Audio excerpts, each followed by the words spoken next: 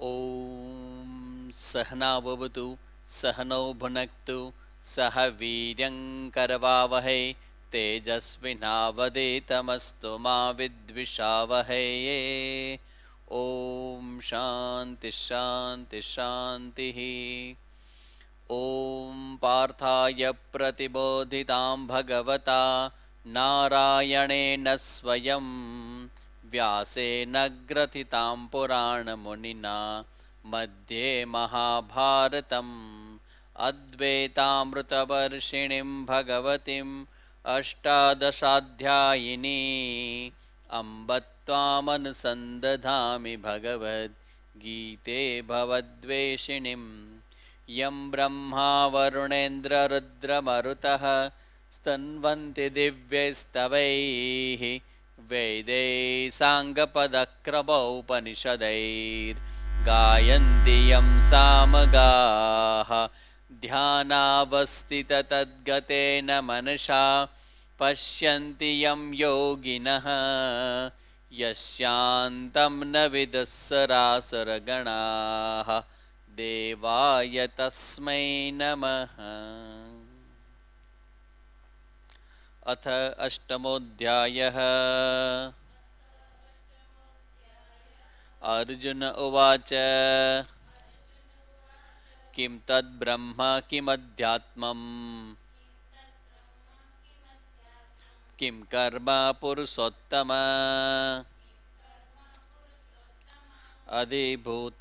अधिभूतं च किं प्रोक्तम्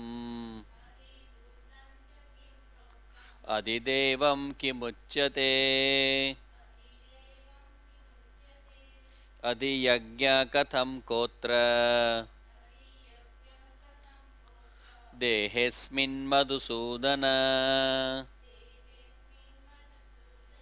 प्रयाणकाले च कथम् ज्ञेयोऽसि नियतात्मभिः।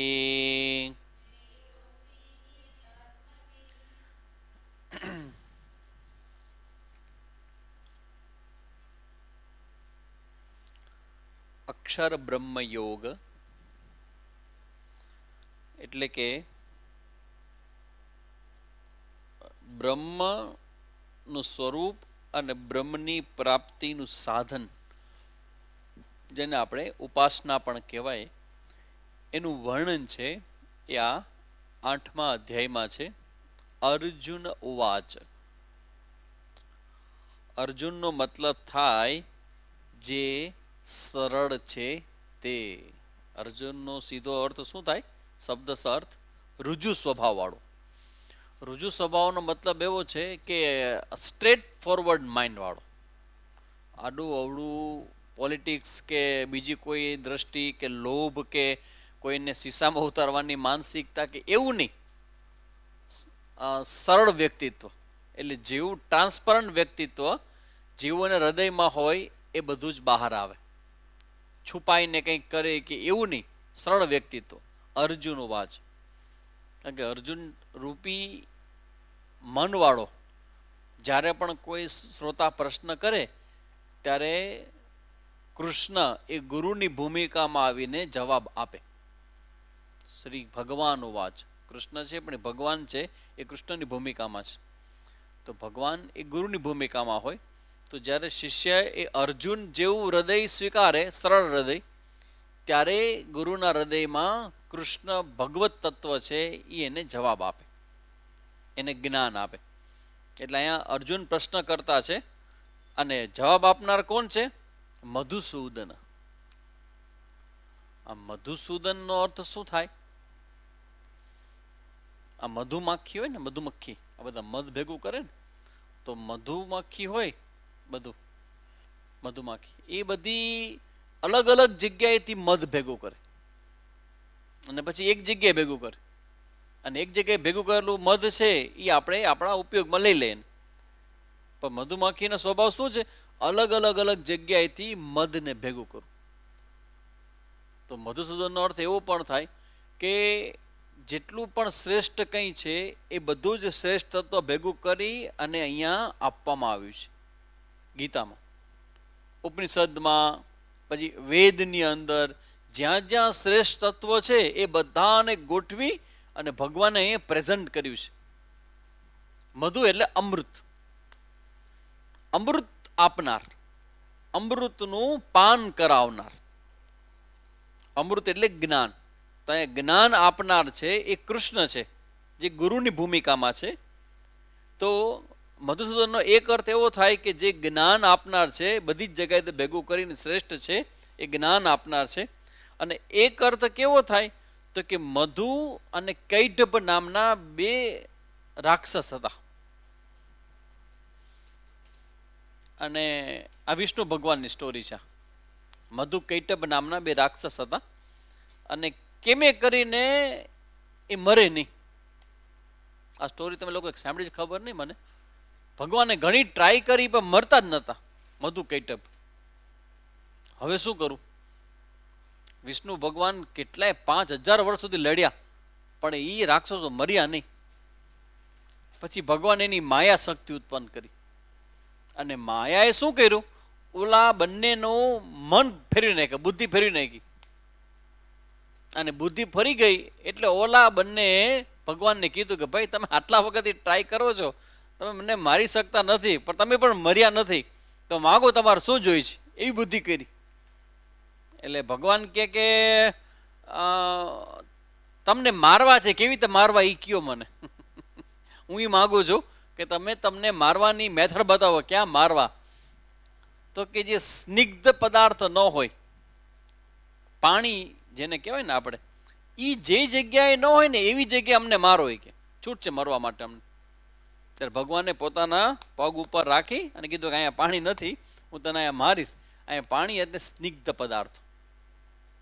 અને સ્નિગ્ધ પદાર્થનો એક અર્થ છે ભોગ. આ પદાર્થો બધા હોય વ્યક્તિને સ્નિગ્ધ એટલે આકર્ષિત કરે, ખેંચે. આ આકર્ષણ જન્માવનારા જે કંઈ ભોગ છે એનાથી જુદી ભગવાનનું જે સ્થળ છે ત્યાં ભગવાન આ બંનેને માર્યા. પણ મધુ અને કૈટભ શું છે? એ ખરેખર બંને રાક્ષસ હજી પણ જીવે છે, કંઈક મરતા નથી. એક છે રાગ અને બીજો છે દ્વેષ. 5000 વર્ષ ને એ પેલા થઈ ગયા સ્ટોરી તો બરાબર છે, પણ અત્યારે કયો ને મારે અત્યારનું મહારાજ કે અત્યારની વાત કરો તમે. જૂની બધી વાતો કરો એને તો અમને શું? કોક જીવા ને કોક મર્યા ને એવી બધા મોટી ઉંમરના માણસો હોય જેને કંઈ કામ ન હોય તો બેઠા બેઠા સાંભળે ભાભા હોય. પણ સ્વામીજી એવું નહીં. અત્યારે અમને કહ્યું કે અત્યારે અમને શું અર્થ આનો, કેવી રીતે અમારા જીવનમાં એનો પ્રકાશ પડે? તો કે આ મધુ અને કૈટભ છે એ બે શત્રુઓ છે, બે રાક્ષસ છે જે દરેકના હૃદયમાં રહે છે. એક છે રાગ અને બીજો છે દ્વેષ. અને એ જ્યાં સુધી પોતે રસ્તો ન બતાવે ત્યાં સુધી મરે નહીં. પોતે જ્યાં સુધી છોડે નહીં ને ત્યાં સુધી ન છૂટે. રાગ તમને જ્યાં થયો છે તો રાગ કેવી રીતે કોનાથી મરે?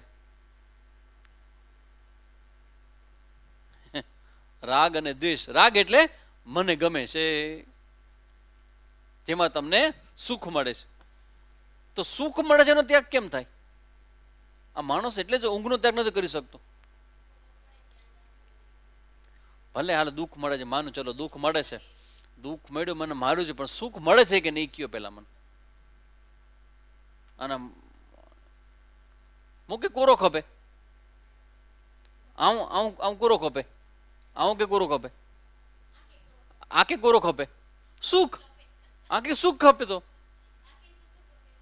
આ કે સુખ ખપે તો પછી સુખ જોઈએ છે તો ભલે દુઃખ વાળું હોય પણ સુખ તો છે કે નહીં.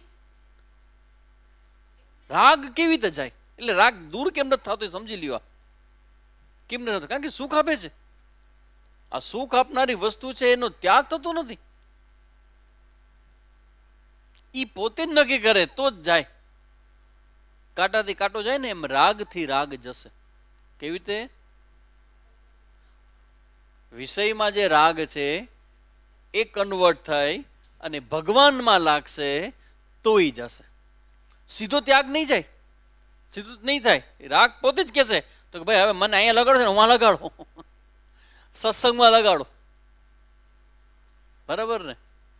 મને સત્સંગમાં મન લાગે તો એ મન છે એ રાગ અને દ્વેષને છોડી શકશે. કારણ કે રાગ અને દ્વેષ છે એ બંધન કરનારું છે. એ સમજતા વર્ષો લાગી જશે. હવે રાગ અને દ્વેષથી ભાઈ મને કોઈ પ્રત્યે દ્વેષ છે બરાબર ને રાગ છે મને, એનાથી મને બંધન શું કેવી થાય? કોઈ વસ્તુ મને ગમે છે પણ ખોટું શું છે, એ મને બંધન કેવી રીતે કરશે? રાગદ્વેષ કેવી રીતે બંધન કરે?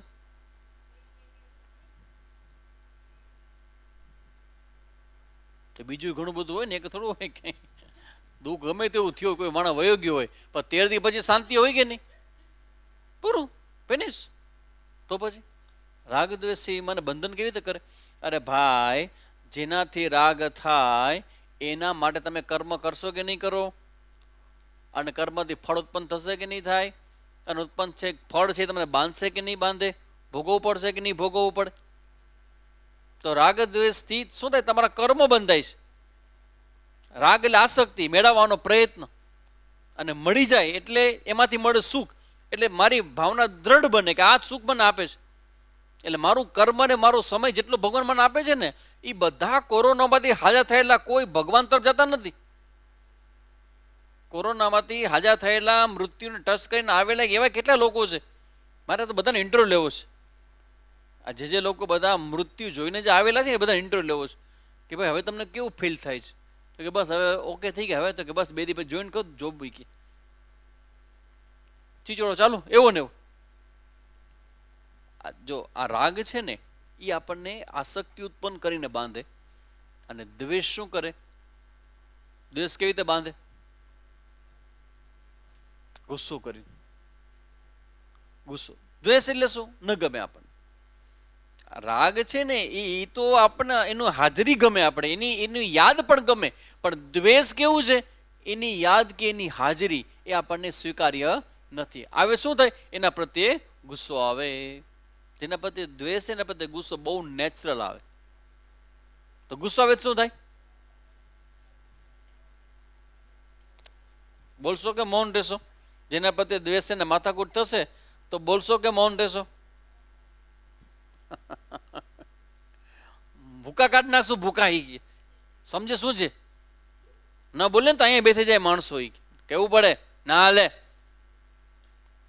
ફોન થઈ ગયો આવે છે આખી ટીમ અમારી. ઝઘડા અને આન તે ને બધું. તમે જ્યારે દ્વેષ થાય, જ્યારે ગુસ્સો આવે ત્યારે તમે વાણીરૂપી કર્મ કરશો. આસક્તિ હશે તો વસ્તુ મેળવવા કર્મ કરશો. આમ કર્મ તમે કર્યા કરશો ને કર્મથી ફળ નહીં. ફળમાં તમને ખબર નથી કે કયું કર્મ તમને ક્યારે કેવી રીતે બાંધી દેશે. નો બડી નોઝ, કંઈ ખબર નથી, અને બાંધી દેશે. અને બીજું રાગ છે બાંધે કેવી રીતે? સંસ્કારોથી બાંધે. આ બહુ સમજવા જેવું છે. આની આખી જે ભગવદ્ ગીતાની સાયકોલોજી છે ને, ભગવાને સાયકોલોજી સમજાવી હ્યુમન માઇન્ડની, એ આ જ સમજવા જેવી છે. તમે દરેક જગ્યાએ મને પ્રશ્ન કર્યો સામે જાના વગર રહી શકાય કે ન રહી શકાય? રાગ દ્વેષ તમને વ્યવહારમાં થાય ને થાય, તો પછી એના વગર રહેવું કેવી રીતે? એ જુદો પ્રશ્ન છે, એ ચર્ચા કરશો આગળ આન્સર આવશે. પણ પહેલા સમજી લ્યો કે રાગ દ્વેષ છે. રાગ એટલે આસક્તિ. એ મારા માટે પ્રોબ્લેમ કેવી રીતે કરે? અને એ થવું નેચરલ કેવું છે કે મને ગમી જાય. ગમી ગયા પછી તો પૂરું થઈ ગયું ને. પછી શું કરશું આપણે? ગમાને વધુ ને વધુ પોષિત કરશું, પોષણ આપશું એને. અને જે નહીં ગમે ને એને હંમેશા દૂર રાખવા પ્રયત્ન કરશું. જોજો ધીમે ધીમે ધીમે કે આપણે બંધનમાં આવતો જાય છે. કોઈ વ્યક્તિ આપણને ગમી જાય, કોઈ વસ્તુ ગમી જાય, અને પછી સાથે વ્યવહાર થાય.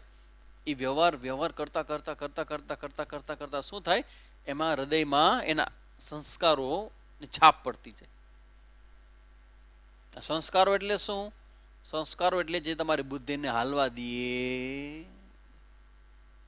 સંસ્કાર વિવેક ન કરવા દે.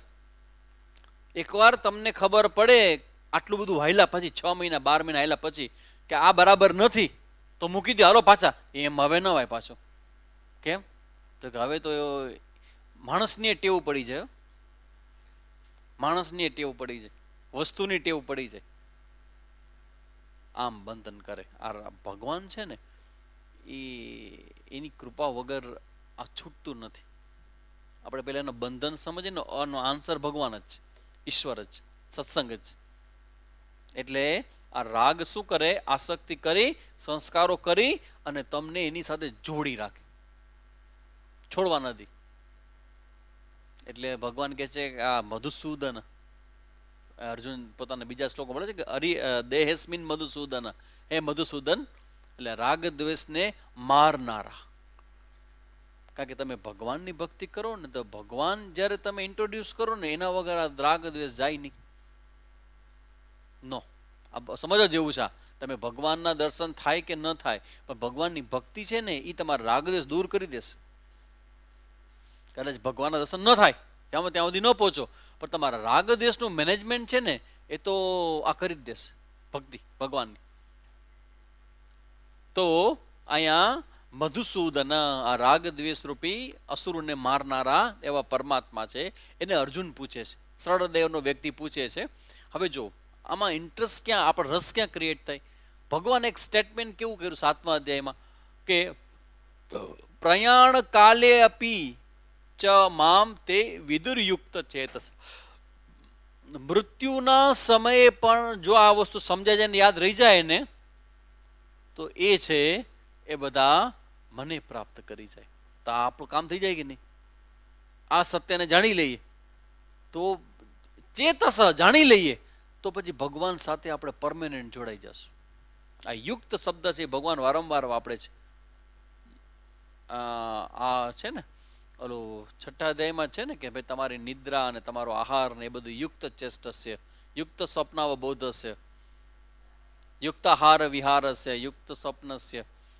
એ બધા ભગવાન યુક્ત શબ્દનો વારંવાર, આખી ભગવદ્ ગીતામાં વારંવાર શબ્દ યુક્ત શબ્દનો, યુક્ત જોડાયેલું. તો હવે પ્રશ્ન છે કે ભગવાન કહે છે કે જ્યારે કોઈ વ્યક્તિ આવા મારા સ્વરૂપના જ્ઞાન સાથે જ્યારે મને જાણશે ને ત્યારે મારાથી એ જોડાઈ જશે. ચેતસઃ, આ ચેતસ મતલબ છે ચિત્ત, અને ચિત્તનો મતલબ છે સંસ્કારો. સંસ્કાર, તમારા હૃદયમાં પડતા જે સંસ્કારો છે ને, ચિત્તનો મતલબ એવો છે કે જેની અંદર જે પડેલી છે ને એ નેચરલ ને સ્વાભાવિક રીતે તમને યાદ રહી, યાદ કરવું ન પડે, તમને યાદ રહી. તમે જેનો અભ્યાસ કરશો ને એ સ્ટ્રોંગ ગોઠવાઈ જશે. આખી વાત એ છે કે પ્રયાણ કાલે આપી, એટલે 8મો અધ્યાયનો જે આન્સર છે ને એ પ્રયાણ કાલે છે. પ્રયાણ કાલનો મતલબ એ છે કે એ જીવાત્મા હવે જાય છે અહીંથી, તો એને ધારો કે ન જાણ્યું હોય તો પણ એના સ્થૂળ શરીરના છોડ્યા પછી સૂક્ષ્મ શરીરથી હાજરી છે તો એની આ ચર્ચા સાંભળી લઈએ અને તો પણ એને કામ આવશે, મદદરૂપ થશે. એટલા માટે 8મો અધ્યાય બોલવામાં આવે. 8મો બોલી, 12મો બોલી, 15મો બોલી, એ રીતે આપણે બધા એને એક મેસેજ આપીએ છીએ કે ભાઈ આ જ્ઞાન છે એ બહુ જરૂરી છે. પ્રયાણ કાલે આપી એટલે અર્જુનને રસ પડ્યો. અર્જુનને થયું કે જો ભગવાન તમારી સાથે જોડાવવું હોય ને તો આમ તો બહુ અઘરું છે, આખું દી અમે યુદ્ધ કરીએ અને મારામારી કરીએ, તમને ક્યાંય યાદ રાખીએ, અને છેલ્લી ઘડી મરતા હવે અમારે સામે દુર્યોધન જોતા મરીશ તો મારી ગતિ શું થશે? કર્ણ સાથે આટલો દ્વેષ છે મને, હવે એને મારતા ધારો કે હું મરી જાઉં તો દ્વેષ કરતા કરતા મરું તો મારી ગતિ શું થશે? ભગવાન કે રસ્તો જો આ સરસ મજાનો છે, પ્રયાણ કાલે. કારણ કે મૃત્યુની ઘટના માટે તો આખું બધું ભેગા એના માટે ત્યાં છે, મરવા માટે. જે જીવતો રહ્યો એ જીતી જશે, બાકી બધા મરી જશે. જીવતો રહ્યો જીતી જશે, બાકી બધા મરી જશે. તો ભગવાન કહે છે કે હે સાંભળી લે હવે પ્રયાણ કાલે. તો કે હવે અર્જુનને પ્રશ્ન કરે, કેવો પ્રશ્ન કરે છે? કિમ તદ બ્રહ્મ. તો ભગવાન તમે આગળ જે કહીને આવ્યા એ બ્રહ્મની ચર્ચા હવે તમે મને કહો. જરા મરણ મોક્ષાય મામાશ્રિત્ય યતંતિ તે બ્રહ્મ તદ વિદુહુ. 29મા શ્લોકમાં જે વાત કરી તે બ્રહ્મ તદ વિદુહુ, એ બ્રહ્મને જે જાણી જાય છે તે. તો કે છે તો પછી હવે મને બતાવો, એ તમે બ્રહ્મની વાત કરી તો બ્રહ્મ એટલે શું? બ્રહ્મ એટલે બ્રહ્માજીને પણ બ્રહ્મ કહેવાય, બરાબર ને? તો બ્રહ્મ શબ્દના તો અથવા તો બ્રહ્મ જિજ્ઞાસા, તો ઘણા લોકો ત્યાં વિષ્ણુ ભગવાનનો અર્થ પણ કરે. વલ્ભાચાર્ય કે રામાનુજાચાર્ય છે તો એ દ્વૈત ચિંતન કરનારા છે, તો એ લોકો પછી ભગવાનનો સગુણ બ્રહ્મનો ભગવાનનો અર્થ કરે. તો બ્રહ્મનો અર્થ શું થાય? કે બ્રહ્મ શબ્દનો અર્થ માટે કન્ફ્યુઝન છે મારા માટે, એ તમારે ભગવાન કેવો પડશે. કિમ તદ બ્રહ્મ, અર્જુનનો પ્રશ્ન છે કિમ તદ બ્રહ્મ કિમ અધ્યાત્મમ. અધ્યાત્મ શબ્દ અધિ આત્મ, અધિ આત્મ, અધિ એટલે સંબંધી, કનેક્ટેડ. આત્મા એટલે હું. આ જીવાત્મા અત્યારે શરીરમાં જે હું થાય છે કે નહીં તમને, કે નથી થતું? સ્વામીજી ઈ જ થાય છે. થયા જ કરે છે. કર્મ કરીએ ત્યારે થાય, ફળ ભોગવીએ ત્યારે થાય, જ્યારે હોય ત્યારે મારે જ ભોગવવાનું આવે, મારું પત્તું કપાઈ જાય, મને જ આમ થાય, હું જ કરું છું. જોયું મારા જેવું છે કોઈ મારા જેવું? આમ આખો દિવસ જે હું થાય છે, અધ્યાત્મ, ભગવાન કહે છે આ અધ્યાત્મ છે. આગળ જઈને જવાબ આપશે એનો.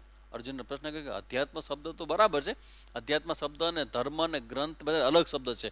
અધિઆત્મ, તમારા આત્મ સંબંધી જે જ્ઞાન છે ને એ અધ્યાત્મ જ્ઞાન કહેવાય, અને તમારો જે આત્મા છે એને અધ્યાત્મ કહેવાય. એટલે કોઈ બહુ સરસ કીધું છે કે આ જે આત્મા છે ને બ્રહ્મ છે ને એ જ્ઞાન છે ને અધ્યાત્મ છે. આત્મા તમે જેને હું કહો છો ને એ જ બ્રહ્મ છે, અને આવું જ્ઞાન એ અધ્યાત્મ જ્ઞાન કહેવાય. એટલે આજે આ વેદનું જે જ્ઞાન છે ને, નોલેજ, એ વેદાંત છે ને એ that is Vedanta is not an experience. Vedanta છે ને એ અનુભવ કે માત્ર થોથું જ્ઞાન નથી. વેદાંતનો મતલબ છે તમે પોતે. એક બહુ સરસ મેસેજ આવ્યો છે વેદાંત શબ્દનો, પૂજ્ય સ્વામીજી બહુ સરસ અર્થ કર્યો છે એનો. એ અર્થ મને હમણાં જાણવા મળ્યો, મને બહુ ગમ્યું, એટલે મને થયું કે તમારી સામે હું કહું. Vedanta is neither theory nor practice, Vedanta is you. આજે Vedanta means Brahman. What is Brahman? તો કે બ્રહ્મ ઇઝ નાઇધર થિયરી, એ માત્ર થિયરી એટલે માત્ર કાંઈ થોથું જ્ઞાન નથી આ, અને નોર પ્રેક્ટિસ, એ કોઈ અનુભવમાં આવે એવું નથી. કારણ કે તમને અનુભવમાં તો મોબાઈલ આવશે, અનુભવમાં પંખાની હવા આવશે, અનુભવમાં પ્રકાશ આ બહારનો દેખાય એ આવશે. એ ઇન્દ્રિયથી અનુભવાતા એ અનુભવો નથી વેદાંત, કે નથી થોતું જ્ઞાન. તો વેદાંત એટલે શું? વેદાંત એટલે યુ. આજે અહમ અહમ થાય ને બહુ જરૂરી છે. અત્યારે અહમ અહમ અલ્પ થાય છે, કારણ કે એને શું કર્યું છે? અવિદ્યાનો આંચરો ઓઢ્યો છે. એટલે અહમ અહમ છે એ નાનું થઈ ગયું છે, સ્મોલર વન. વેદાંતા એ માત્ર થોથું જ્ઞાન નથી. વેદાંતા એ માત્ર તમને જે અનુભવાય એવું નથી. Vedanta means you. આ યુ મીન્સ અધિઆત્મ. અધ્યાત્મ છે ને એ અહીંથી શરૂ થશે. જ્યારે એમ કહેવાય કે તત્વમસી, તો ત્વમ શબ્દ છે ને ઇઝ યુ, અને એને આપણે સમજવાનો છે.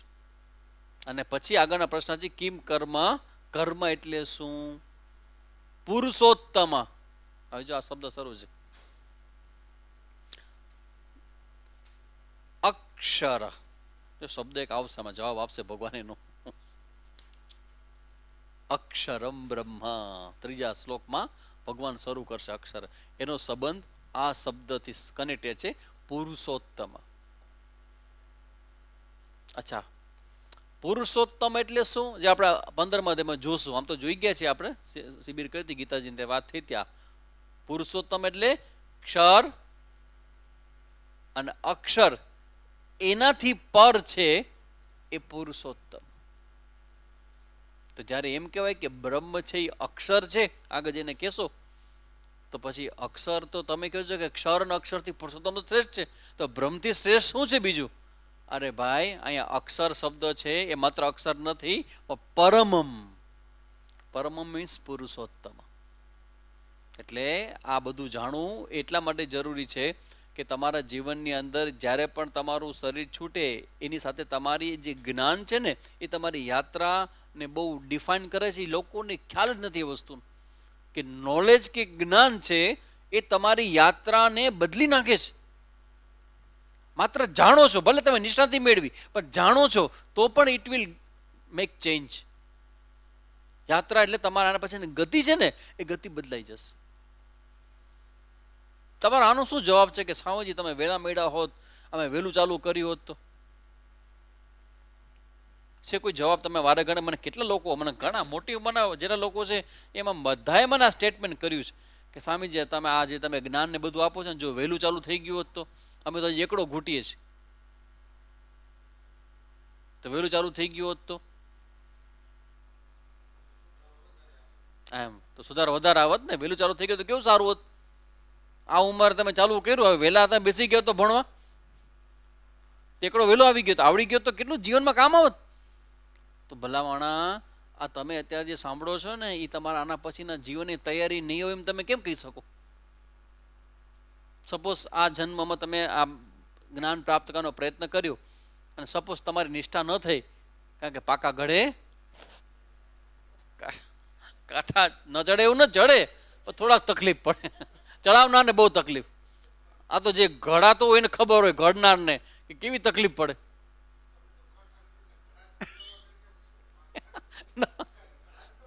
ઘડા નવા જો ભાઈ એમાં એવું છે, ઘડા નવા બનાવવાનું કામ છે ને ભગવાનનું છે. અમે તો ચડાવીએ કાંટા, પણ નવો બનાવવાનું કામ તો એ કુંભકારનું છે, એ ભગવાનનું કામ છે. અને ભગવાન નવા ઘડા બનાવે એટલે બધા ઘડાને અત્યારે ઉપાડી રહ્યો છે, મને લાગે છે નવા બનાવવા માટે. એમ કોઈક જગ્યાએ નવી સૃષ્ટિ બનતી હોય તો કે ભાઈ હાલો એન્ટ્રી બાકી જઈ ગઈ, હું અહીં જોઈ છીએ વેકેન્સી છે ઘણી બધી, ઉપાડો કે અહીંથી. અમે બધા અહીંયા તો બધા આ હિન્દુ મુસલમાન કરી ઝઘડા કરીને બધા મૂંઝાણા છે. બેટર છે ને ઉપર લઈ જાઓ બીજી જગ્યાએ, શાંતિ, નીરવ શાંતિ, જ્યાં કોઈ બોમ્બ ધડાકા ન હોય, જ્યાં કોઈ પ્રોબ્લેમ ન હોય, સમસ્યા, બધા હાલો કે લઈ લ્યો, બધાને ઘણો. કોણ લિસ્ટ બનાવો આખું? એ લિસ્ટ વગર યમરાજ ના આવે, લિસ્ટ લઈને જ આવે. લિસ્ટમાં હોય એનું જ નામ હોય, એ બાજુની પથારીવાળાના બાય કરીને જાય, હાઈ કરીને જાય, એને ઉપાડે નહીં. કેટલા છે મહિના પછી પાછા આવ્યા વેન્ટિલેટર ઉપરથી, કેટલા છે? અને કેટલા છે કે બબે દીમાં વયા ગયા હોય હાર્ટ એટેક. ખબર નહીં એટલો બધો આવે છે હાર્ટ એટેક, એટલો બધો મને સમજ નથી કે આટલા બધા હાર્ટ એટેક વધી કેમ ગયા, કેવડા. એટલે મને લાગે છે મે બી તો પ્રેશર, ઇનર પ્રેશર બહુ વધ્યું છે. આ પ્રેશર, ભય એટલો બધો ભય છે, એટલો બધો ભય છે. અરે ભાઈ મરવાનું તો એક દી છે જ, તો રોજ તો ન મરો, રોજ તો ન મરો. મરવાનું છે નક્કી જ છે, મરશો જ. તમારી સામે મરતા તમે જુઓ છો. આપણી સામે કોઈક વ્યક્તિ મરતો હોય તો આપણને કેવું દુઃખ થાય, પણ મને એમ થાય કે એ માણસ જે જોવે છે એનામાં નિર્ભયતા કેમ ના આવે, કે મરવાનું તો નક્કી છે, પાકું છે, કંઈ કર્યા વગર મરી જવાનું છે, તો પછી મરવાની બીક શું રાખવાની? જેથી જવાનું તે જવાનું. ચટણી આતમ નહીં થાય ચટણી આતમ થાય કોઈ દી? ક્યાં ગયા બધા જામનગર? ખબર છે ચટણી આતમ ન થાય ભાઈ કોઈ દી, કે ચટણી આતમ ન થાય. વાત સાચી, ચટણી આતમ નહીં થાય. કહેવાનો મતલબ છે કે આ જે નોલેજ કે જ્ઞાન છે ને, એ જ્ઞાન માત્ર તમારા અત્યારના જીવન પૂરતું નથી, એના પછી એ યાત્રા કરશે. એટલે જાણવું બહુ જરૂરી છે. એટલે મેં કીધું 8મો અધ્યાય શરૂ થાય છે, જાણી લ્યો બધું. આ કે ભાઈ હવે આ પૂરું થાય ત્યાં સુધી મેં એટલું જાણી લેશો ને કે ભાઈ શરીર પછી વાંધો, ભલે ત્રીજી આવે કે ચોથી આવે કે પાંચમી આવે, શું લહેર તમારી કેટલામી હાલે છે તો કે અમારે બીજી આવી, તો કે બસ ત્રીજી ના એંધાણ છે કે આવું જ છે, કે માં તો પહોંચી ગઈ છે, કે આસામથી આવી ગઈ છે, આવે જ છે કે રોસ્તામાં જ છે. બીજી આવે, ત્રીજી આવે, ચોથી આવે, પાછી કોઈ ફરક નથી. કઈ મતલબ ઓકે, એવરીથિંગ ઇઝ ઓકે. આપણે બધી, મેં કીધું ને કે બધી તૈયારી રાખીએ, આપણે બધા એને જાગૃતિ રાખીએ, પણ ડરીએ નહીં. એટલી તો કમસે કમ જીવન, મને લાગે માણસો જીવતા પહેલા મરી કેટલી વાર જાય છે. હાઈમાં હું તો મરી ગઈ, તો મરી જ ગઈ છો. જીવસ ક્યાં? વાતમાં. એવું નથી કે ક્યારેક જ, વાતમાં હાઈમાં મરી ગઈ. કેમ? શાકવાળો મોડો આવ્યો, મને એમ થયું કે શું થશે, શાકવાળો ને મરી ગયા તમે, ખાલી શાકવાળો મોડો આવ્યો મરી ગયા. એક્ઝામ્પલ છે, બધાએ પોપતને સમજાઈ લેવો. એક્ઝામ્પલ કે મહેમાન આવે ને ઘરમાં દૂધ ન હોય તો હાય રામ, હવે એને શું પાસો? અરે પાણી પાવો, ઝેર પાવો, કંઈક પાવો એને. ઝેર ન પાજો, પાણી પાવ ને લીંબુ શરબત પાવ, અને બાકીના ઉકાળા છે એ તમે પીઓ ને બીજાને પાવો. મહેમાન ન પાજો, એને ઉકાળા ન પવાય, એને લીમડાનો રસ ન પવાય એને. અરે બહુ સારો, હવે સારો હોય બરાબર છે, તમે પીઓ, અમારે નથી પીવો. તો આ જ્ઞાન એ ભગવાનને અર્જુન પૂછે છે, આપણા વતી અર્જુન પૂછે છે. ઘણી વાર હું તમને પૂછું કે તમે કઈ પ્રશ્ન કરતા, કોઈ પ્રશ્ન નથી કરતા. તમે જુઓ ગીતાજીમાં અર્જુને પ્રશ્ન કર્યો તો આખો અધ્યાય ભગવાન બોલ્યા. કેટલા અધ્યાય જેવા? કરેક્શન કર્યા પછી કેટલા અધ્યાય થયા? હા,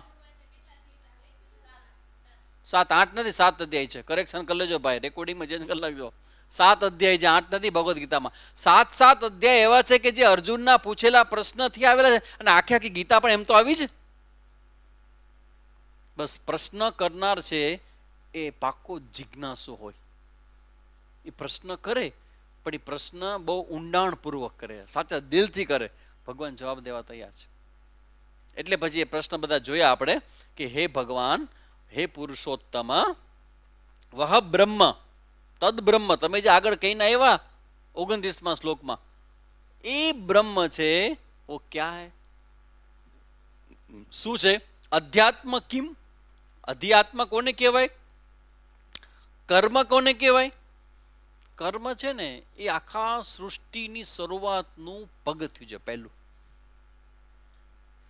ક્રુ, ક્રુ નામની ધાતુ છે, કૃન, એમાં શબ્દ બને કર્મ. આ કર્મ છે ને એ કરતા પછી આવે. પેલા કરતા આવે કે કર્મ આવે?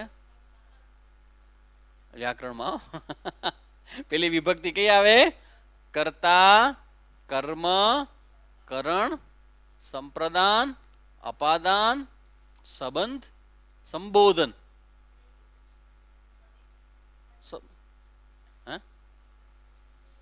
સંબંધ વિભક્તિ, સંબંધ વિભક્તિ, સંબંધ, કર્તા, કર્મ, કરણ, પછી સંપ્રદાન, અપાદાન, સંબંધ, અને 7મી વિભક્તિ 8મી સંબોધન. તો 7મી એક રહી ગઈ ભાઈ. આ રહી કાં જાય છે આજકાલ? આરો બંધ કરો, આરો પાણી પીવાનું, આ બધું ભાઈ રહી જાય છે. 8માંથી 7 જ થઈ ગઈ. વિભક્તિ 7 થઈ ગઈ. કર્તા, કર્મ, કરણ, સંપ્રદાન, અપાદાન, સંબંધ,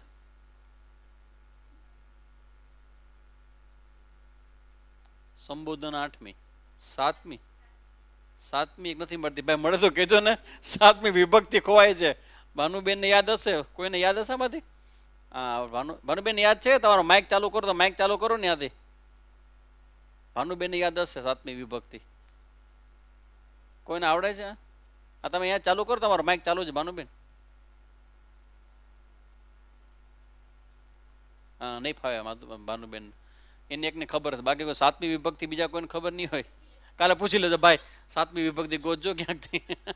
આ ભૂલાય છે ક્યાંક, આવું હાલે. તો કર્તા પેલા આવે ને કર્મ પછી આવે. કર્મ છે ને એ સૃષ્ટિનું ત્યાંથી શરૂઆત થાય. આમ તો હવે કર્મની વ્યાખ્યા એમ આવે કે ભગ શબ્દના, ભગવાનના જે અર્થ છે ને, ષડ અર્થ, એમાં વીર્ય, વીર્ય એટલે શક્તિ. આ ભગવાનની શક્તિ એ કર્મ છે, કારણ કે એમાંથી આખું જગત શરૂ થશે. ભગવાનની આ જે શક્તિ છે વીર્ય, કારણ કે એ શક્તિમાંથી જ આ કર્મ. તો શક્તિ જોઈ કે ન જોઈ? કર્મ કરવા હોય તમારે શક્તિ જોઈ કે ન જોઈ? કેટલા પ્રકાર શક્તિ જોઈ એના માટે? ઈચ્છા શક્તિ, જ્ઞાન શક્તિ, ક્રિયા શક્તિ. ઈચ્છા શક્તિ, ક્રિયા શક્તિ અને જ્ઞાન શક્તિ. આ 3 શક્તિઓ હોય તો તમે કર્મ કરી શકો. જો શક્તિ આવી ને, અને આ શક્તિ કોની છે? ભગવાનની. આ શીખડાવ્યું હતું, ભગવાનની શક્તિ છે. એટલે ખરેખર કર્મનો કરતા છે ને એકમાત્ર કરતા છે ભગવાન. તમે જો આ બધું સૃષ્ટિમાં જે ચલન થાય છે બધું, આ કેવી જ થાય? આ તમે જો બધું બુદ્ધિ હલાવો ને તો ખબર પડે કે સારું કંઈક છે કે જેને આપણે મિસ કરીએ છીએ. અધિકરણ. હા, અધિકરણ બોલતા નથી. એલો મળી ગઈ ભાઈ, 7મી વિભક્તિ મળી ગઈ છે. બોલો ચલો, નંદ ઘેરા આનંદ ભયો, રહી કે નહીં આ લાલ કી. 7મી વિભક્તિ મળી ગઈ. અધિકરણ, સ્થાન. શ્યોર નતા એટલે કોન્ફિડન્સ. આવું થાય ઘણી વખત, આવડતું હોય પણ રહી જાય, પછી બીજો લઈ જાય માર્ક. અધિકરણ. તો કહેવાનો મતલબ છે આ કર્મ છે ને ત્યાંથી બધું શરૂ થશે. અને તમે જે પણ કંઈ કરો છો ને એમાં ભગવાનની આ શક્તિ એટલી બધી જબરજસ્ત છે. તમે જોઈ ને શક્તિ, આવડો મોટો ખાડો હતો અને એ ખાડો એની મેળે ભરાય, પીઠ ઉપરથી બધું કાઢી લે. આવડો બધો ખાડો હોય, ઊંડો હોય, એ ધીમે ધીમે ધીમે ધીમે ધીમે બધું અંદરથી, એટલે ટૂંકમાં બધું કેવું ગોઠવાય છે. અને ગોઠવાઈ ગયા પછી બહાર ના આવે, એ ઉપરના લેવલમાં આવે એટલે બંધ થઈ જાય, એને દ્વારો બંધ થઈ જાય, પછી ઉપર પાછું ન આવે. એ ન થાય. શરીરની અંદર તમે કંઈ ખાડો કરો તો રૂજ આવે તો બધું ભરાઈ જાય. આ તમે જુઓ, ભગવાને આ જગતને હલાવવા માટે એક જે શક્તિ મૂકી છે ને, જેને કહેવાય છે ક્રિયા. ક્રિયા મતલબ છે એમાં સ્પંદન. સ્પંદન એટલે કોઈ પ્રકારની ગતિ. ગત્યાત્મક ઇતિ જગત. આ જગતની એક સ્વભાવ સમજી લેજો, ગત્યાત્મક, ગતિ છે. અને ગતિ છે ને શક્તિ વગર શક્ય નથી. શક્તિ જોઈએ તો જ ગતિ આવે.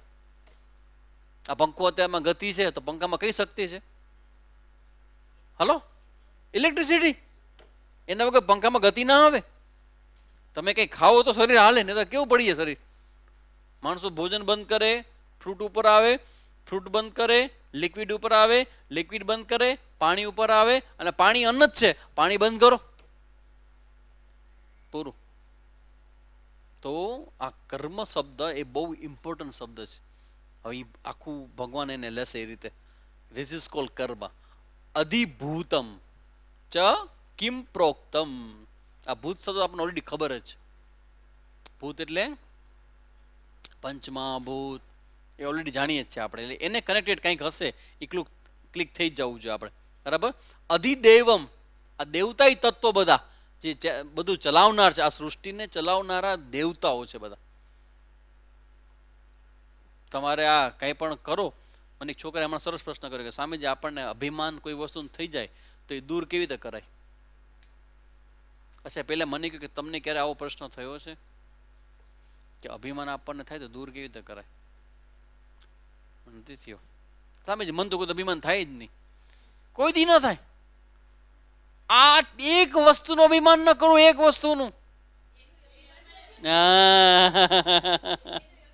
એનું અભિમાન કરે છે. તો કરે હું ભગવાનનો ભક્ત છું એનું અભિમાન છે મારા એવો કોઈ ભક્ત? કેટલું નામ લઉં છું ખબર તમને ભગવાનનું? બતાવો કોઈ હોય તો. કે એનું અભિમાન. જીવને જે કરીને અભિમાન થઈ જાય, જે કરે એનું. તમે જોજો આ અભિમાન બહુ, એટલે આ સમજો બધું. આ કે જેટલું જેટલું આપણે નોલેજને વધારશું ને એટલું એટલું આ વસ્તુ છે ને એ ઓટોમેટિક એ સોર્ટ આઉટ થઈ જશે. એટલે એક જણાએ મને બહાર નીકળતા પ્રશ્ન, અડો મોટો પ્રશ્ન કર્યો કે સ્વામીજી આપણે કંઈક સારું કરીએ અને આપણે અભિમાન થઈ જાય તો શું કરાય દૂર કરવા માટે? એટલે મેં એને કીધું કે દોસ્ત, તમે કંઈક કરો છો તો જે કરો છો એમાં કેટલાનો હાથ છે એ જરા ગણી બતાવો મને, પછી અભિમાન કરી બતાવો. તમારા શરીરનું ટેમ્પરેચર છે ને એ મેન્ટેન થાય ને તો તમે કંઈક કરી શકો. જરાક 2 ડિગ્રી વધી જાય, 98 માંથી 100 ને 101 થઈ જાય, ભાઈ શું થાય? સીધું કોરોના. તમે વેલા બીવડાવવામાં આવો ભાઈ, માન સારી વાતો કરી. કેવું શબ્દ થઈ ગયું કોરોના, બીજું સાવ નિર્દોષ છે. એ આની પહેલા હતો પણ હવે એવું બધું વગોવાઈ ગયો છે. એ જાય છે ને, હા બહુ સરસ સમાચાર મળ્યા. ચીન ભાઈ જાય છે, કોરોના પાછો જાય છે. કે વડાવા કોણ કોણ જવાનું છે? હાલો હાલો ઘર ભેગા. કોરોનાને જે ઘર ભેગા કરી દે ભારતવાસીને કોણ જીતી શકે? તો કહેવાનો મતલબ છે અહીંયા કે તમે જેટલું પણ કંઈક કરો છો એ આ જ્યારે તમે સમજશો ને જવાબ, તે ખબર પડશે કે આ ખરેખર આપણું ઇન્વોલ્વમેન્ટ છે ને એ એમાં માત્ર આપણી ભાવના સિવાય કાંઈ નથી. બુદ્ધિ કે મેં કર્યું આ, પણ ઘણું બધું ઇન્વોલ્વ છે. એટલે એનો ભગવાન જવાબ આપશે ને, જવાબ બહુ સમજવા જેવો છે આપણા માટે. અને પછી અર્જુન કહે છે પ્રયાણ કાલે ચ કથમ જ્ઞેયોસી નિયત આત્મભી. અને તમે જે વાત કરી કે અંત સમયમાં કેવી રીતે આને જાણી શકાય એ મને કહો. આ બધા જવાબ મને ખપે છે. એટલે ભગવાન કે ઓ વન્ડરફુલ ક્વેશ્ચન. ભગવાન ઇઝ હેપી કે ચલો અર્જુને કંઈક એવો સરસ મજાનો પ્રશ્ન કરે કે મને કહેવાનું પણ ગમશે. અને પછી ભગવાન હવે એના જવાબ આપે છે. આ જવાબ ક્યારે જાણવાના છે? તો કે સ્વામીજી પ્રયાણ કાલે મારે વાર છે હજી. કયો તો હાલો, કોણ આમાંથી કેવા તૈયાર કયો તો? મારે હજી વાર છે કોઈની હિંમત? ભાનુબેન કે મારે વાર એટલે છે કે 73 પૂરું કરવાનું છે. સ્વામીજી ના પડી જવાની. જ્યાં સુધી પૂરું ન થાય કે 73 ઉપનિષદ ત્યારે કોઈએ ક્યાંય જવાનું નથી. યમરાજને પણ કહે છે કે ભાઈ હવે રહેવા દે, વેઇટ. અનટિલ સ્વામીજી પૂરું ન કરે ત્યાં વૈદ્ય યમરાજભાઈ મને કહે છે કે બાપુ તમે ક્યારે પૂરું કરવાના છો, તું જરા આને એક્સટેન્ડ ડેટ ગોઠવી લો. પછી હું પૂરું કરું. એટલે જો મહાભારત બંધ થઈ ગયું.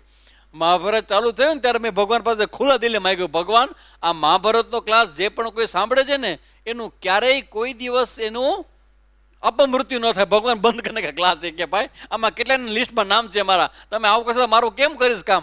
ભગવાન ક્લાસ બંધ કરાવીને મહાભારતના ક્લાસ ચાલુ કર્યા હતા. કેવા સરસ ક્લાસ ચાલુ કર્યા હતા, જોરદાર હતા. એ રાતના બધા બેસતા એ મજા કરતા. પણ માગ્યું એવું ને બધા થોડુંક વધારે મગાઈ ગયું, ભાવમાં આવીને વધારે મગાઈ ગયું. ભગવાને રિજેક્ટ કરી નાખી અરજી કે ના ભાઈ ના આવે, એક્સિડન્ટ તો મારે કેટલાના કરવાના એમાંથી, તમે એ વાત ન કરો. એ પ્રારબ્ધમાં છે હું શું કરું, ક્લાસ બંધ કરો બાપુ એ કે પછી પાછા ચાલુ કરો છું ક્યારેક. તો કહેવાનો મતલબ છે હવે ભગવાન એના જવાબ આપે છે અર્જુનના પ્રશ્નના. શ્રી ભગવાન વાચ અક્ષરમ બ્રહ્મ પરમમ સ્વભાવોધ્યાત્મમુચ્યતે ભૂતભાવોદ્ભવકરઃ ભૂતભાવોદ્ભવકરઃ વિસર્ગઃ કર્મ સંજ્ઞિતઃ અધિભૂતં ક્ષરો ભાવઃ પુરુષશ્ચાદિદૈવતમ અધિયજ્ઞોહમેવાત્ર દેહે દેહભૃતાંબર અંતકાલે ચ મામેવ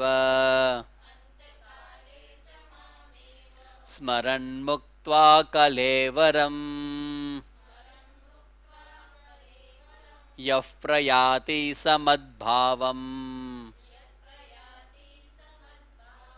યાતિ નાસ્ત્યત્ર સંશયઃ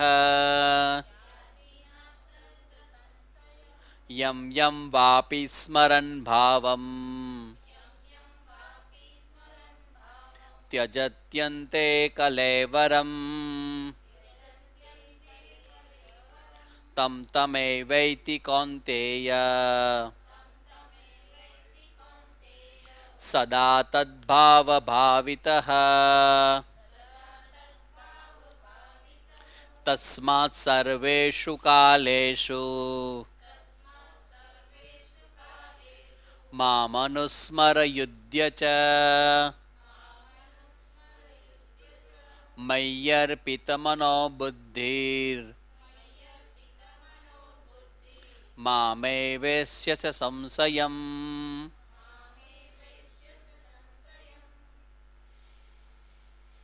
તસ્માત તેથી આપણું જે ટાર્ગેટ છે ને અહીંયા ભગવાન મૂકી દે છે. તસ્માત શબ્દ આવે ને ત્યાં હંમેશા તમારા કાન ચમકવા જોઈએ. તસ્માત આગળ કંઈક કહી ગયા અને એનું કન્ક્લુઝન ભગવાન કરે છે, કન્ક્લુડ કરે છે. તસ્માત તેથી સર્વેષુ કાલેષુ મામ અનુસ્મર યુધ્ય છે. અયુધ્ય છે શબ્દ એ કર્મનો પ્રતિપાદક છે. કર્મ કરો પણ વોટ મામ અનુસ્મર, મને ધ્યાનમાં રાખીને કરો. મને એટલે કોને? ભગવાન એટલે કોણ?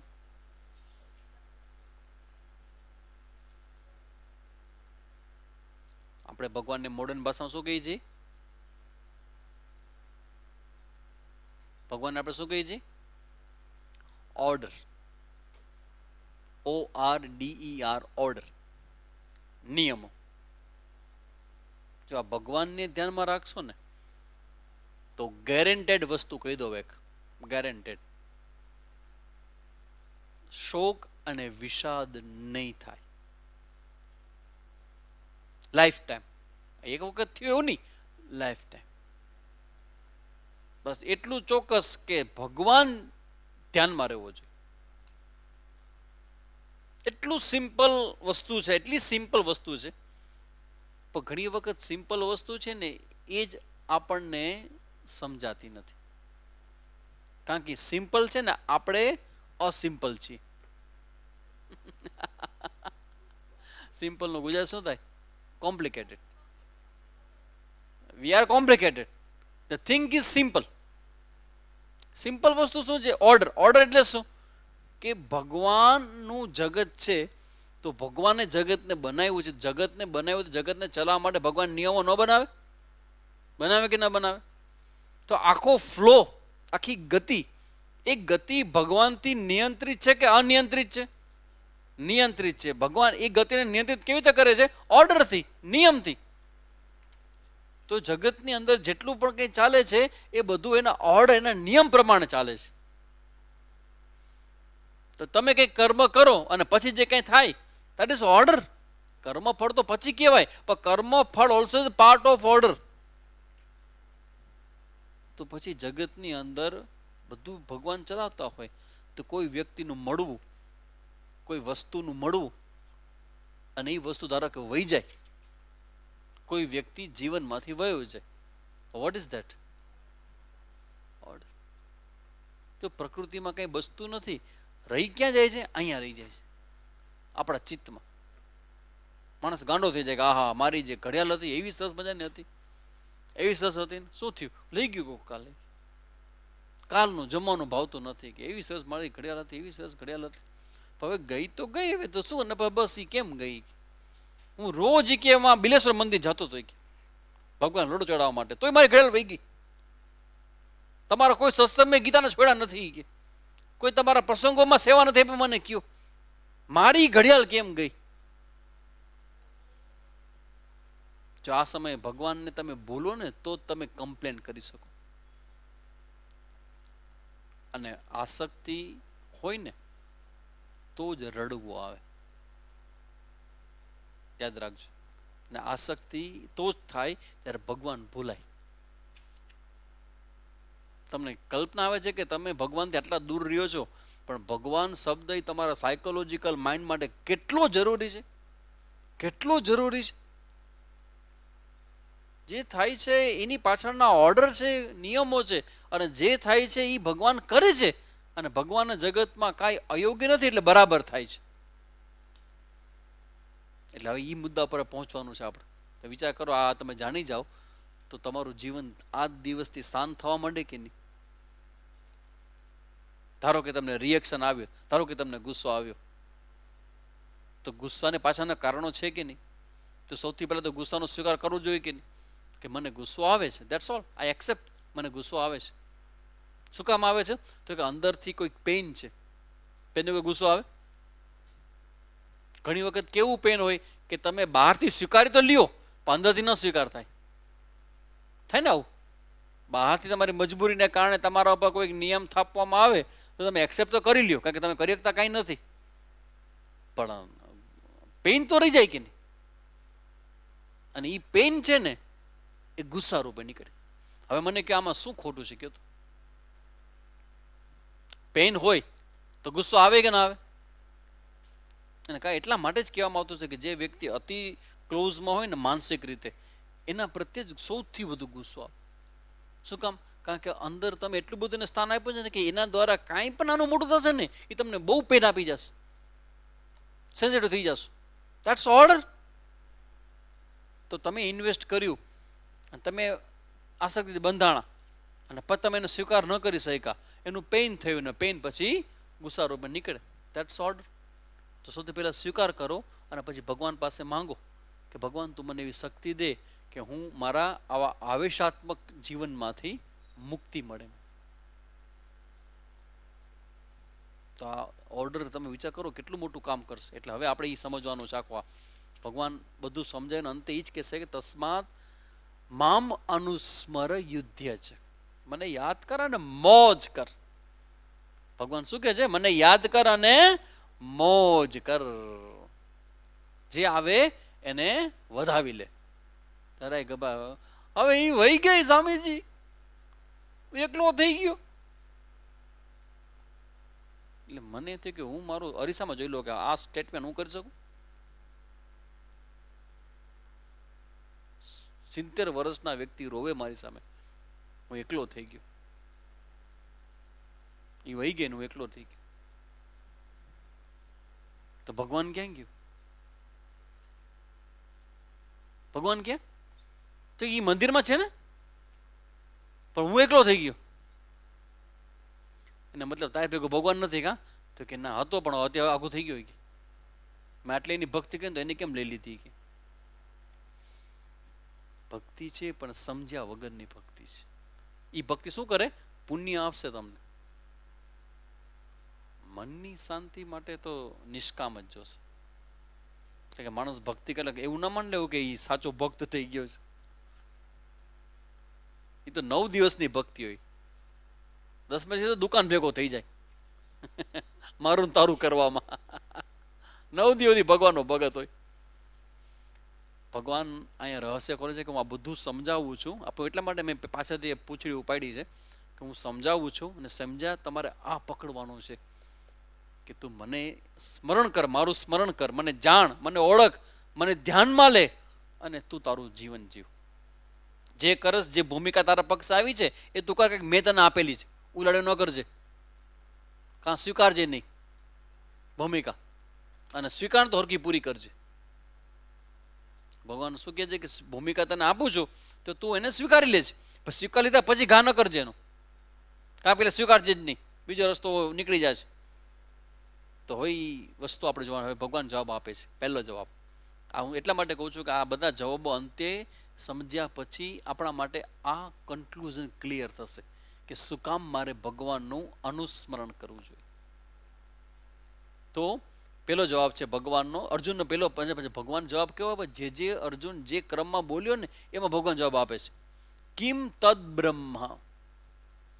બ્રહ્મ શું છે? અક્ષરમ પરમ બ્રહ્મ.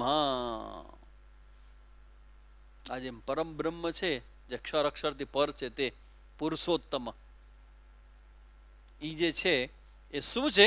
અક્ષરમ. આ અક્ષર શબ્દના સંદર્ભમાં તો ભગવાન ભાષ્યકારે બૃહદારણ્યક ઉપનિષદની વ્યાખ્યા આખી કોટ લેવા છે. બૃહદારણ્યક ઉપનિષદમાં આ ગાર્ગીનો અને યાજ્ઞવલ્ક્યનો સંવાદ છે. એમાં કહે છે અક્ષરમ ન ક્ષરતી ઇતિ પરમાત્મા તસ્ય વા અક્ષરસ્ય પ્રશાસને ગાર્ગી. બૃહદારણ્યક ઉપનિષદમાં શબ્દ છે હે ગાર્ગી, યાજ્ઞવલ્ક્ય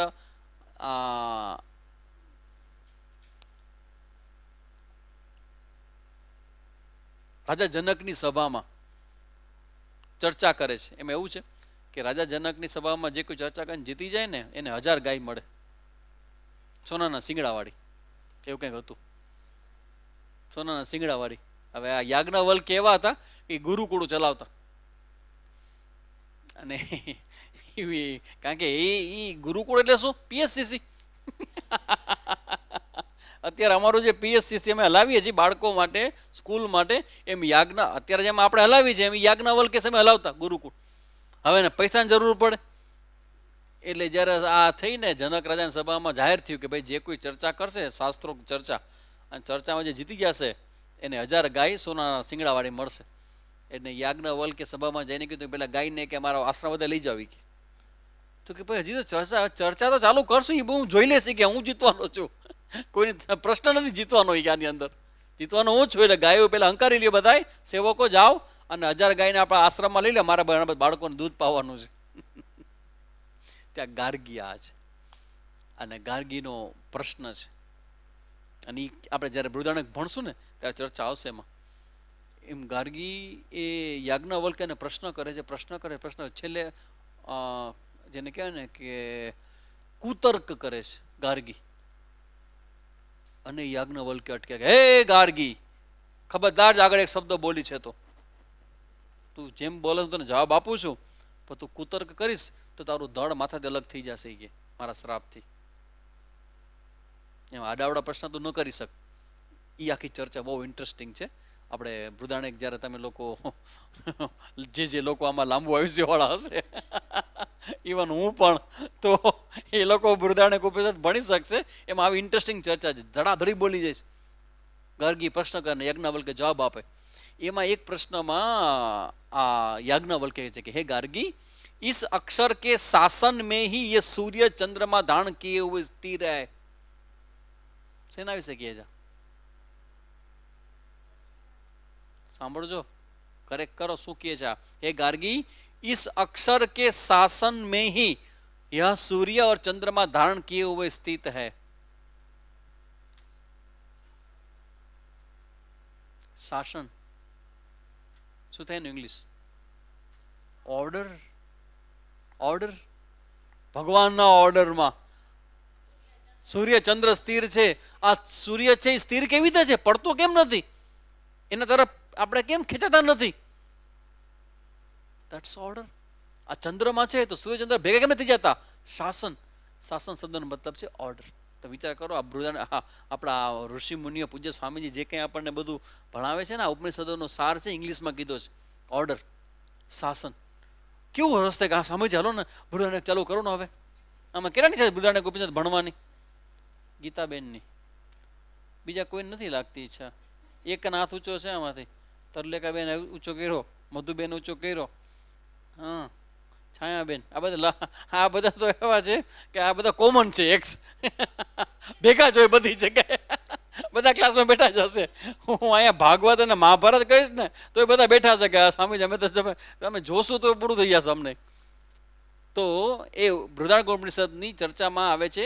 શંકરાચાર્ય ભગવાન જે કોટ આપે ને, જ્યારે કોટ આપે ને જ્યારે, ત્યારે જે ટોપિક ચાલતો હોય ને એટલા જ ભાગનો આપે. આગળ બાજુ અમે બધી વાર્તા કરી, એ ન કરે, એટલું જ કોટ આપે. શું કોટ કીધું એને? તસ્ય વા અક્ષરસ્ય પ્રશાસને ગાર્ગી ઇતિ શ્રુતે હે. આ અક્ષર શબ્દની ભગવાન જે ચર્ચા કરે છે ને એની ચર્ચા ઉપનિષદોમાં કરવામાં આવે છે, બૃહદારણ્યક ઉપનિષદમાં. અને ત્યાં યાજ્ઞવલ્ક્ય કહે છે કે અક્ષરમ બ્રહ્મ. સૂર્ય ચંદ્ર તારાઓ નક્ષત્રો બ્રહ્માંડ યુનિવર્સ આખું વિશ્વ જે છે એનું જે સંચાલન કરનારું જે તત્વ છે એ અક્ષર તત્વ છે ને એ બ્રહ્મ છે. નિયંત્રણ કરતા અક્ષરમ બ્રહ્મ. તો અક્ષરમ બ્રહ્મ પરમમ. અને એ પાછું પરમ હો, પુરુષોત્તમના સેન્સમાં ક્ષર અને અક્ષરથી પર. આપણે જ્યારે 15મો અધ્યાય જોશું ત્યારે અક્ષરની ચર્ચાઓમાં જોશું, એમાં આવશે આ, ત્યારે આપણે એની ઊંડાણમાં ચર્ચા કરશું. તો અહીંયા કહે છે અક્ષરમ બ્રહ્મ પરમમ, એટલે આ પરમ ચૈતન્ય જે બ્રહ્મ છે એ બ્રહ્મ જ અક્ષર છે, જેની મેં વાત કરી હતી. તો તમે બ્રહ્મનું એક લક્ષણ જાણી ગયા. અક્ષર શું છે? આ બ્રહ્મ શું છે? અક્ષર. નક્ષરતી, નક્ષરતી, જેનો ક્યારે નાશ થતો નથી. પણ તમે જે તમારા હારા છે કે ખરાબ છે? અક્ષરો ઈ અક્ષર જ છે ને, ઈ અર્થ નથી. અરે ભાઈ, તમારા અક્ષરો મેં કીધું છે કે જેને પોતાનું વ્યક્તિત્વ બદલવું છે એ અક્ષરો સુધારે. ઘણા લોકો કઈ કઈ થાકી ગયા, અક્ષર સુધારો, અક્ષર સુધારો. પણ ન સુધરા તે કુટસ્થ બ્રહ્મ છે. નાનપણમાં જાણી કે આપણે કુટસ્થ છીએ, કાંઈ ફેરફાર નહીં થાય. અક્ષરમ બ્રહ્મ, એ અક્ષર તમે લખો છો એ તો અક્ષર છે બધા, ક ખ ગ ગ. પણ આ અક્ષરનો મતલબ છે નક્ષરતી. કારણ કે ભગવાન ભાષ્યકાર પણ એ જ અક્ષર લઈને આવ્યા છે. નક્ષરતી ઇતિ અક્ષર. અક્ષર છે એ બ્રહ્મ છે. પછી સ્વભાવો અધ્યાત્મ મુચ્યતે. કિમ અધ્યાત્મમ? પ્રશ્ન હતો. કિમ અધ્યાત્મમ? તો કે સ્વભાવ. આ સ્વભાવ છે ને એ અધ્યાત્મ છે.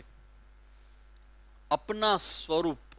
હવે આનો અર્થ છે ને એ થોડો આપણે ટેકનિકલી જોવાનો છે.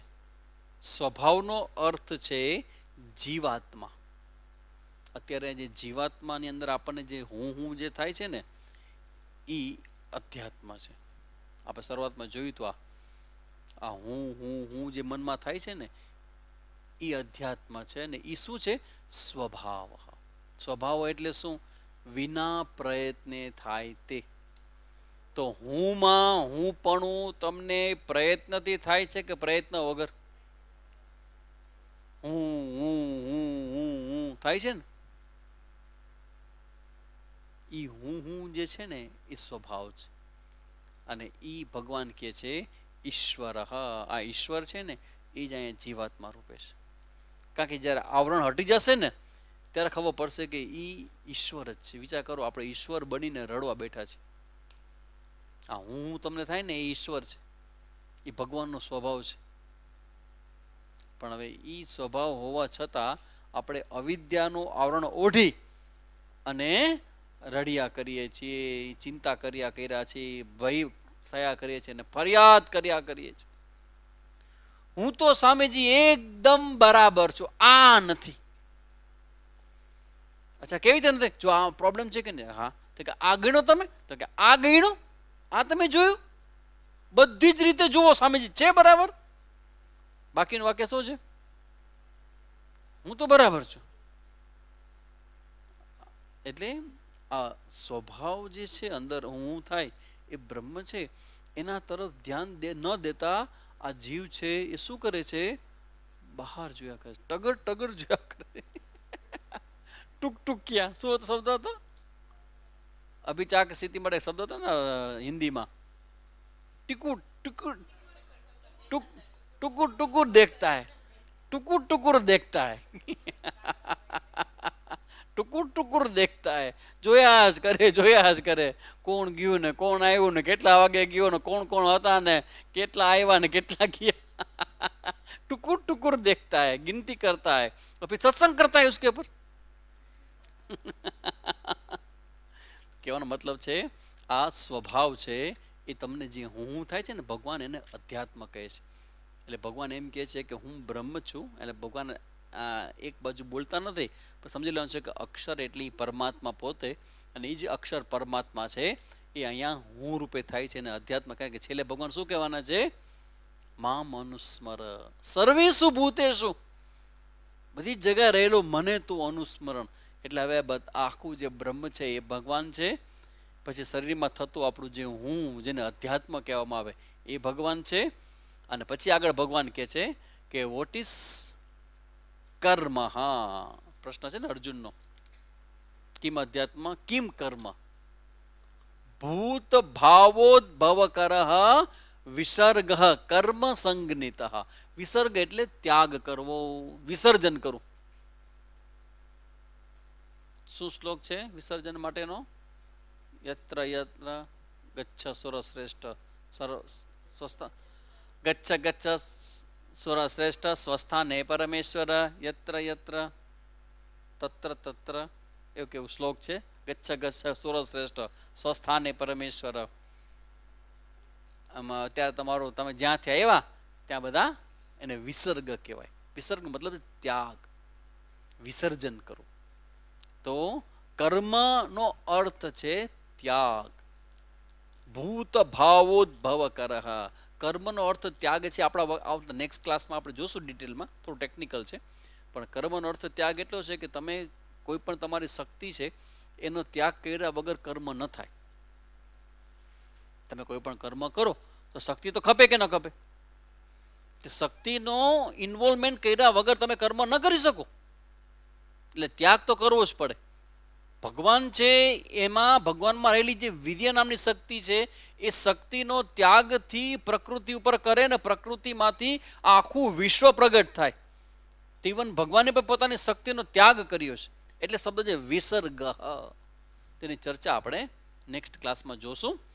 ભૂત ભાવોદ્ભવ કરઃ, અને સંપૂર્ણપણે આ ભૂતના જેટલા બધા પંચમહાભૂત છે એ બધા જ ભૂત છે એ જેમાંથી જન્મ્યા છે એ જ ભગવાનની શક્તિમાંથી, અને એ જ શક્તિને કર્મ કીધું છે એ શાસ્ત્રમાં.